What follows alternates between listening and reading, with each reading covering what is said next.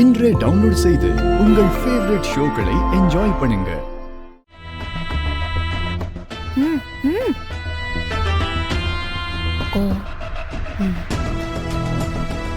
மாமா பேசுங்க.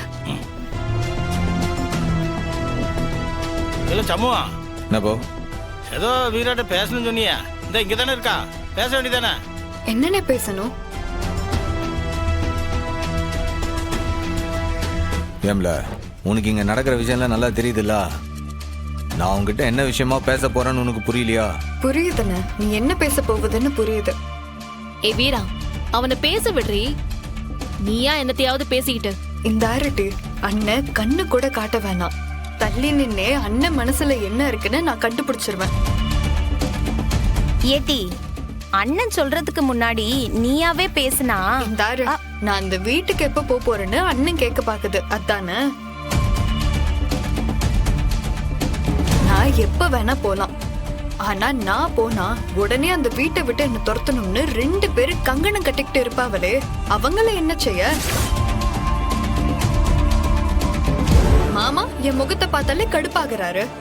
இன்னொன்னு இந்த பெரியாத்தா. சரி, இந்த பெரியாத்தாவை கூட விடு. ஆனா மாமாவை என்ன பண்ண போகுதியா? அண்ணன் சிவபாலன் நல்லவன் தான், ஒரு பாவமும் பண்ணாதவன் தான். அதே மாதிரி அத்தைக்கு நாம கூட வாழணும்னு ஆசை.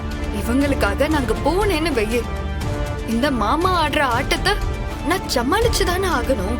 ஏட்டி, அதுக்காக உன் மாமா செத்ததுக்கு அப்புறம் தான் அந்த வீட்டுக்கு போவியா? ஐயோ, அப்படி இல்லப்பா.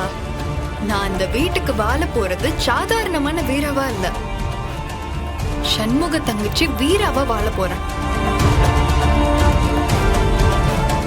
சிவபாலனுக்காக நான் புறப்பட்டு போயிட்டா அப்ப அண்ணனுக்கு என்ன மரியாதை? ஏண்டி, நீ வாழ போனா தாண்டி அவனுக்கு கௌரவம் மரியாதை எல்லாம்.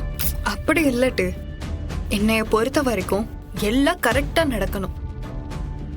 அதுவும் எங்க அண்ணனோட கௌரவம் குறையாம எல்லா விஷயமும் நடக்கணும்.